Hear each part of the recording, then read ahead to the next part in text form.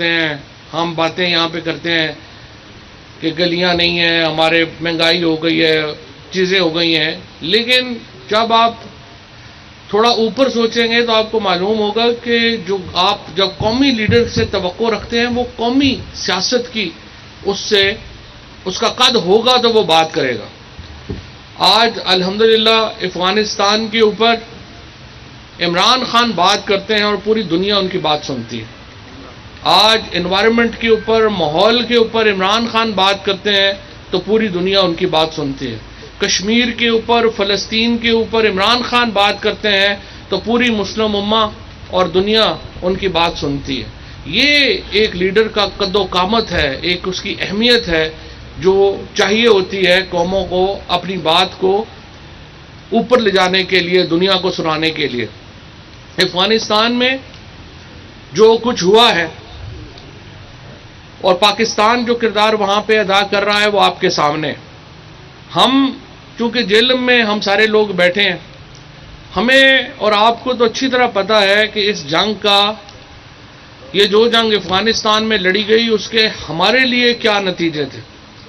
ہمارا کوئی قبرستان خالی نہیں ہے جہاں پہ ہمیں شہید دفنانا نہیں پڑا، جو کہ اس جنگ میں بارڈر کے اوپر ٹیررزم میں جس کی قربانی دی ہو۔ آج بھی ابھی صرف چند دن پہلے آپ کو پتہ ہے کہ پنڈی سید پور کا نوجوان 17 گولیاں اس نے اپنے سینے پہ کھائیں۔ یہ ہمارے جہلم کے بچے ہیں، چکوال کے بچے ہیں، میاں والی، جہلم، لاہور، پاک پتن، اس کے بعد سندھ کے، بلوچستان کے، کشمیر کے، گلگت بلتستان کے، یہ سب لوگوں نے، ہم لوگوں نے یہ دکھ سہے ہیں۔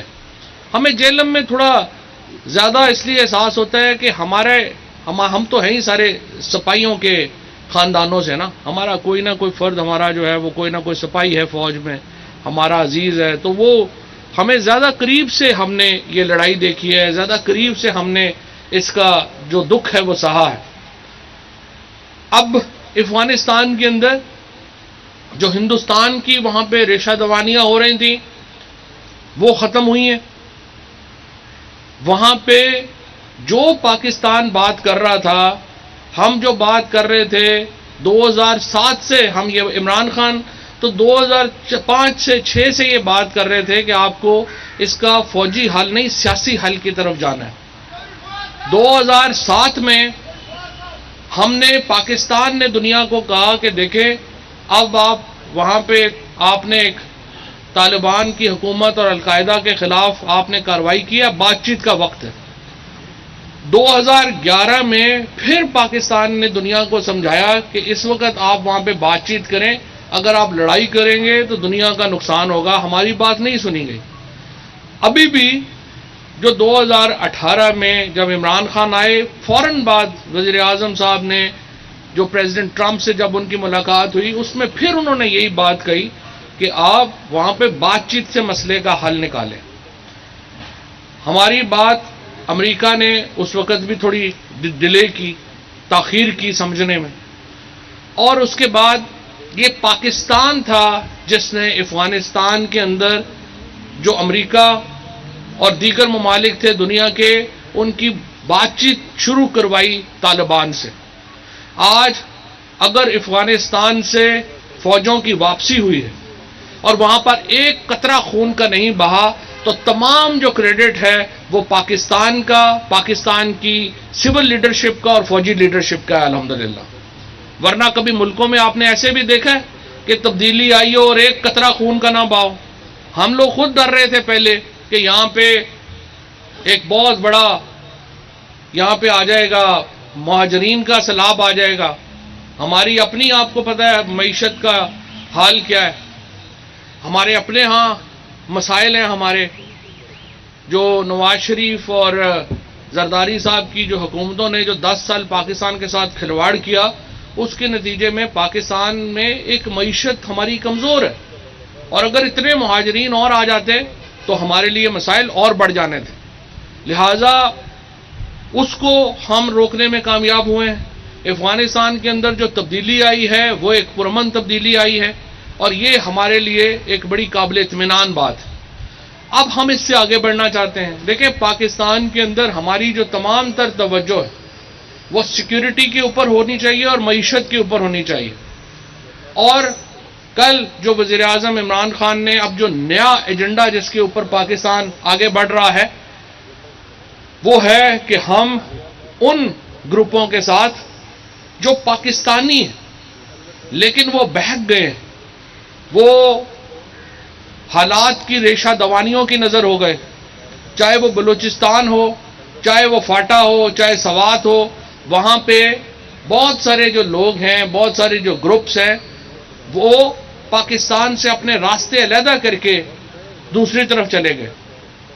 اب افغانستان میں جو کامیابیاں ہوئی ہیں، جس طریقے سے ہندوستان کا وہاں پہ صفایا ہوا ہے، اس کے بعد ضروری ہے کہ ہم ان لوگوں کو جو پاکستان سے اپنے راستے جدا کر گئے تھے اور وہ واپس اس راستے پہ آنا چاہتے ہیں، ہم ان کو واپس لے کے آئیں تاکہ ہمارے ہاں امن اپنی جڑ پکڑ سکے۔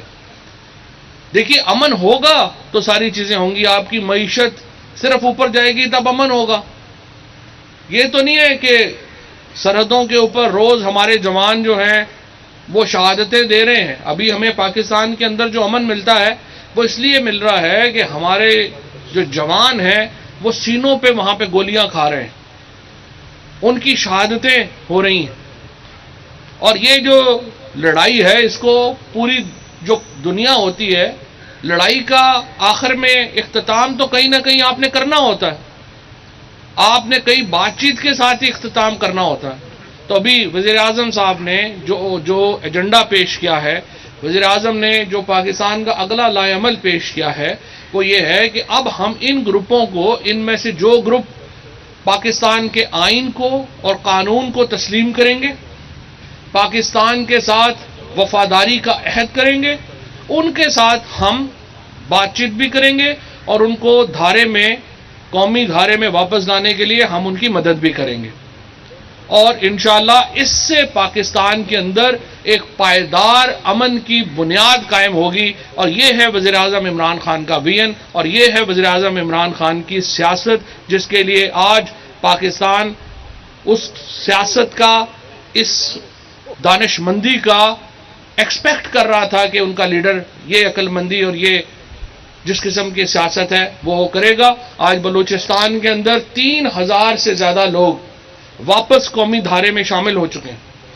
ہم بچوں کے ساتھ یہ جو لڑائیاں ہوئیں ہماری، جس میں ہم نے، پاکستان نے تو ایک آگ اور خون کا دریا عبور کیا یہاں آتے ہوئے، ہم نے تو اتنی شہادتیں دی ہیں۔ اب وہ بچے جو 2000 میں پیدا ہوئے اب وہ 21 سال کے ہو گئے ہیں، جو 1999 میں 2000 میں جو بچے اس وقت 2-2, 3-3 سال کے بچے تھے، وہ اب 24-25 سال کے جوان بن گئے۔ تو کیا ہم اپنی لڑائی اب اگلی نسل میں بھی لے جائیں؟ اس سے اگلی نسل بھی ہماری لڑتی رہے۔ لڑائیوں کو ختم کرنا ہے تاکہ ہماری توجہ معیشت اور اپنی استحکام کی طرف جو ہے وہ رہے، اور اسی طرف پاکستان جو ہے وہ آگے بڑھ رہا ہے، اور انشاءاللہ عمران خان کی قیادت میں ایک مضبوط اور مستحکم پاکستان جنم لے چکا ہے انشاءاللہ تعالی۔ یہاں پہ میں آپ کو یہ بھی بتاتا چلوں، دیکھیے ہمارا اس وقت سیاست میں باقی تو سارے ابھی نونہال ہیں، دودھ پیتے بچے ہیں۔ بلاول کو یا مریم کو، ان کو تو پتہ بھی نہیں ہے کہ اس وقت جو پیچیدگیاں ہیں اس ریجن میں ان کو حل کیسے کرنا ہے، ان کی بات چیت کیا کرنی ہے۔ مجھے بتائیے کہ کیا ہم پاکستان کی لیڈرشپ ان بچوں کے حوالے کر دیں؟ نون لیگ میں اور پیپلز پارٹی میں جو بڑے لیڈر کھڑے ہیں، میں ان سے بھی یہ بات کہتا ہوں کہ خدا کا خوف کریں۔ یہ کوئی ہم بادشاہتوں کے زمانے میں تو نہیں ہے کہ میں اس لیے چیئرمینی کروں گا کہ مجھے وصیت میں مل گیا۔ دوسری کہہ رہی ہے کہ میں اس لیے چیئرمینی کروں گی کہ ابو نے مجھے فون پہ کہا تھا کہ آج سے تم لیڈر ہو۔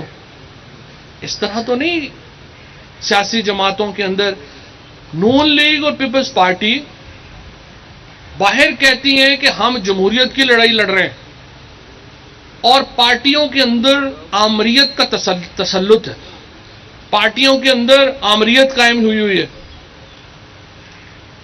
نہ ان کی جو لیڈرشپ ہے اس کے ارد گرد لوگ دیکھیں، کسی کی کوالیفیکیشن یہ ہے کہ یہ فیڈر میں دودھ بنا کے پلاتا تھا، کسی کی کوالیفیکیشن یہ ہے کہ یہ جھولا دیتا تھا، اور وہ اب سارے جو کراؤڈ ہے وہ کہتا ہے کہ ہم ماشاءاللہ پاکستان کو ہم بتائیں گے کہ پاکستان کے فیصلے کیسے کرنے ہیں۔ اس طرح سے غیر سنجیدہ قسم کی جو لیڈرشپ ہے اس سے ہمارا کوئی مقابلہ نہیں ہے۔ پاکستان میں پی ٹی آئی ایک واحد قومی جماعت ہے، کراچی سے لے کے خیبر تک اور گلگت بلتستان سے لے کے کوئٹہ تک ایک ہی جماعت ہے جس کو لوگ ایک نیشنل پارٹی کی حیثیت سے ووٹ کرتے ہیں۔